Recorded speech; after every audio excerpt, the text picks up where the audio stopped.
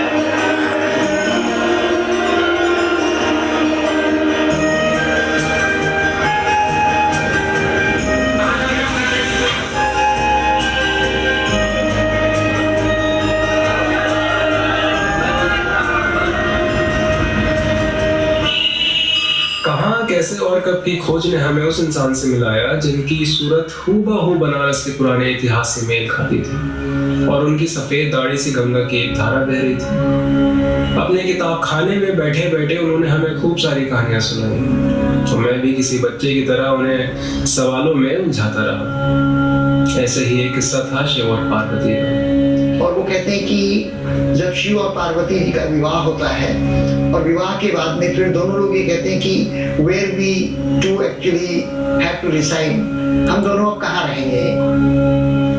तो फिर वही वो लोग काशी आते हैं और उस समय काशी का नाम एक आनंद कानन भी है और आनंद कानन का मतलब होता है कि ब्लिसफुल फॉरेस्ट।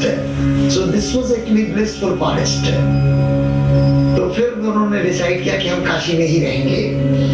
और फिर कहते हैं कि इस क्योंकि आपको पता है कि पार्वती जी ने एक्चुअली अपने पिता की इच्छा से शादी नहीं किया था, राधा दक्ष खुश नहीं थे, तो उसके लिए फिर वो पूरा एक टीम भेजते हैं काशी कि जाओ देख करके आओ कि किस तरीके की वहां व्यवस्था है और क्या कमियां हैं, वो सब तुम लोग पता करके उन सब कमियों को दूर करके आओ। तो यहाँ टीम आती है पूरी।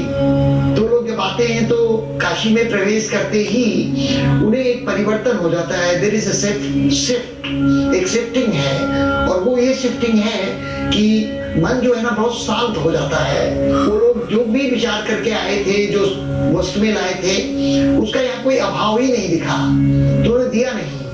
तो फिर जाकर के जब वापस जाते हैं तो राजा दक्ष को रिपोर्टिंग करना है। तो रिपोर्टिंग करते कहते कि जो अनुभव हम काशी में आए हैं या हुआ है, वो अनुभव शब्दों से नहीं बताया जा सकता है। वो आप जाएंगे और आप स्वयं अनुभव करेंगे। वो काशी ऐसी है और उसकी शांति, उसकी डिविनिटी जो है, उसकी भव्यता, दिव्यता, वो सब एक्चुअली आपके भी राज्य में नहीं है।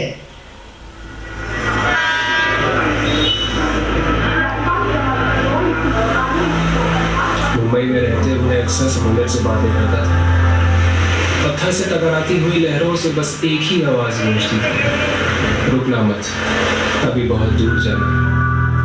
और उगते हुए सूरज के नीचे घाट की सीढ़ियों पर पसरा मैं एक पल के लिए ठहर सा गया। यहाँ ना तो पत्थर थे और ना ही चोट खाती लहरें। गंगा को मैंने खामोश पाया, ठहरा हुआ, जैसे जिंदगी से जूझते हुए थका हारा कोई व्यक्ति किसी पेड़ की छांव में बैठ जाता है।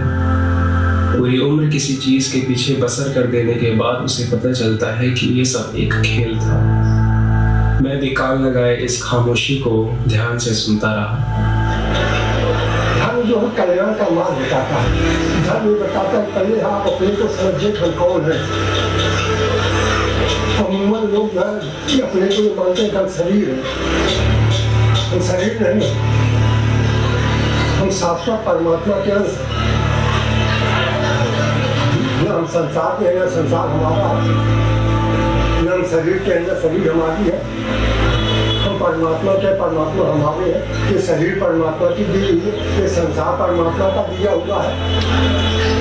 जब हमको ये बोध हो जाएगा कि संसार जो आकर्षण का केंद्र बना हुआ, जिसमें जीवा के भटक रहा है, चौरासी भोग रहा है, तो इसको रास नहीं आएंगे, मिट्टी धूल के समान नजर आएगा।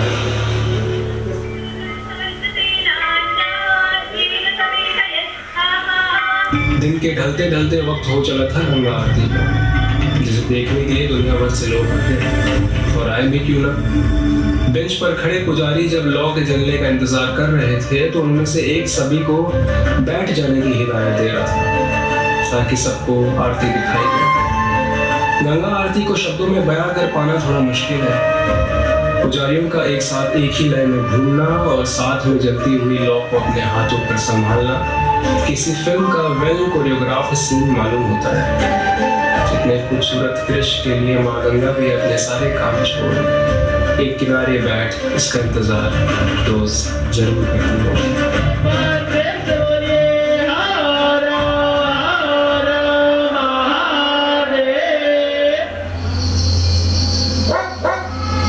अब रात ने अपनी पकड़ पुख्ता कर ली थी। अब समय था महाशमशान जाने का। मणिकर्णिका घाट, जहाँ 24 घंटे चिताएं जलती रहती हैं। इस घाट के बारे में ये कहा जाता है कि भगवान शिव खुद यहाँ आत्माओं को मोक्ष का रास्ता दिखाते हैं।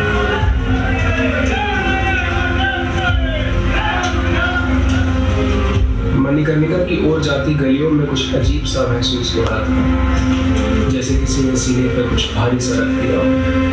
Different kind of energy. 5 minute में एक नया शव घाट तक पहुंचता। ये चिता पे शरीर की चमड़ी को जब मैंने पिघलते हुए देखा तो बस देखता रह गया। जिंदगी क्या है, इस सवाल की पढ़ते धीरे धीरे मेरे आंखों के सामने खुलती गई। बगल में एक आवाज मेरे कानों में गूंजी, एक दिन आपको भी यही आना है।